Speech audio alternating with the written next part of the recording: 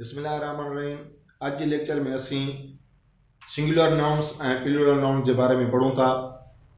Singular nouns इसम वाहिद वो इसम जो एक मानू एक जाइ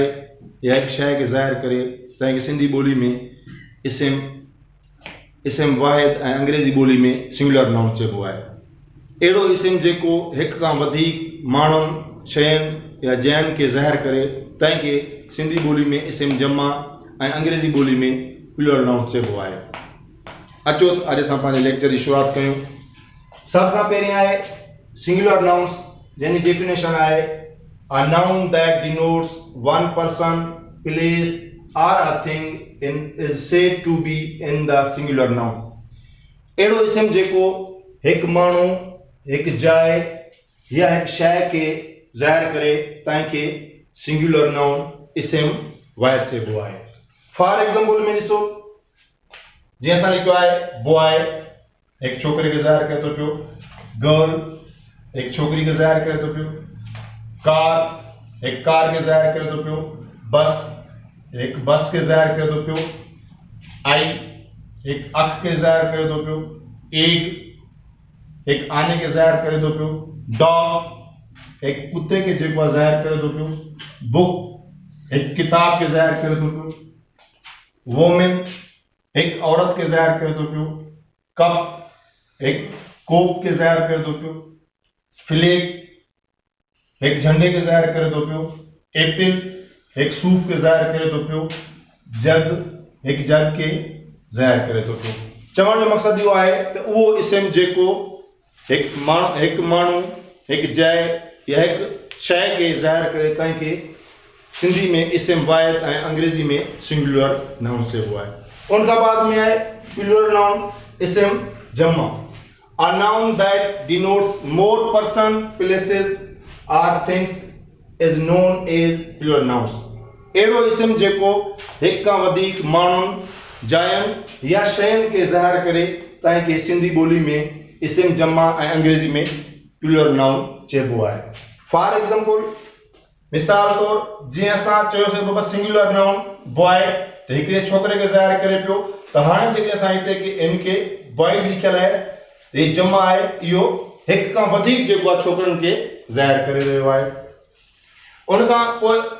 सिंगुलर नाउन में गर्ल हुयो जेको हिकु छोकिरी खे ज़ाहिर करे पियो, जॾहिं त हिते गर्ल्स आहे जेको घणनि छोकिरनि खे हिक खां वधीक छोकिरनि खे ज़ाहिर करे थो पियो, त इहो असांजो प्लूरल नाउन या इसम जमा थियो। उन खां बाद में आहे कार, त हिकिड़ी कार खे ज़ाहिर करे पियो, सिंगुलर हुई, ऐं उन खां बाद में हिते असां ॾिसूं था त कार्स लिखियल आहे ऐं उन जे बाद कार जे पुठियां एस लॻल आहे, यानी इन जो जमा ठहियल आहे, त इहो हिक खां वधीक कारनि खे ज़ाहिर करे थो पियो। उन खां बाद में हिते असां ॾिसूं था त बस आहे, जॾहिं त हिते जेको आहे बसिस लिखियल आहे, त चवण जो मक़सदु इहो आहे त हिते ही जेको सिंगुलर नाउन हुयो, हिते ही जेको प्लूरल नाउन आहे, छाकाणि त इन खां बाद में असां हिते ईएस जो इज़ाफ़ो कयो आहे बस खां बाद में। उन खां बाद में आहे आई,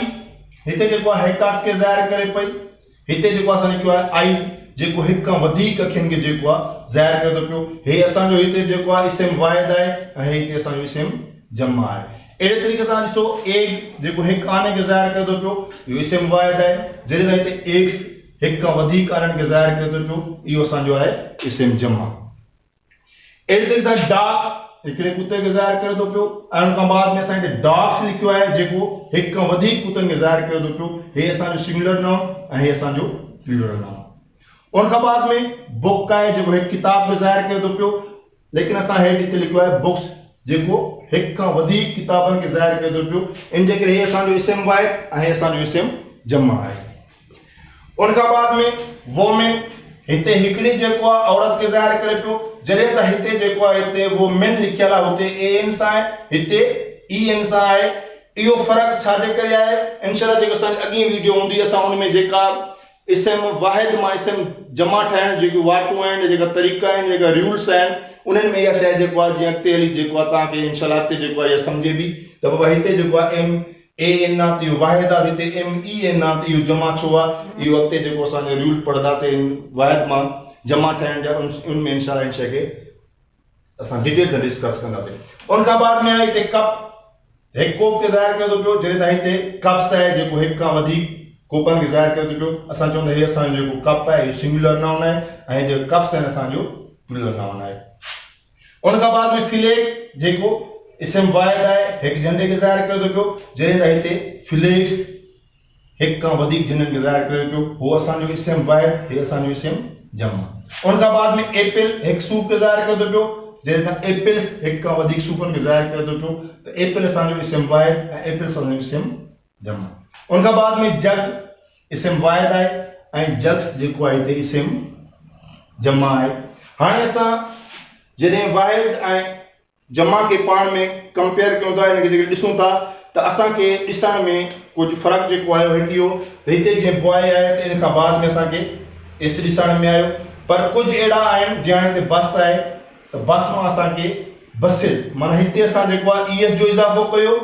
ऐं हिते सिर्फ़ु असां ॾिसो त हिते असां जेको आहे 3 लफ़्ज़नि में सिर्फ़ु S जो इज़ाफ़ो कयो आहे, जमा ठही पियो। ठीकु आहे, अहिड़े तरीक़े सां जिते हाणे वो मेन हुयो उते ए इस्तेमालु कयो हुयो, लेकिन हिते असां उन जमा ठाहिण जे लाइ ई इस्तेमालु कयो। त इंशाअल्लाह इहे जेकी शयूं आहिनि या ॻाल्हियूं आहिनि असांजो पंहिंजो जेको अॻियो लेक्चर हूंदो जंहिंमें असां जेको आहे त वाहिद इस्मनि मां इसम जमा जेको ठाहिण जा रूल या क़ाइदा पढ़ंदासीं, वाटूं पढ़ंदासीं, त उन्हनि में इन्हनि खे इंशाअल्लाह जेको आहे असां तफ़सील सां डिस्कस कंदासीं।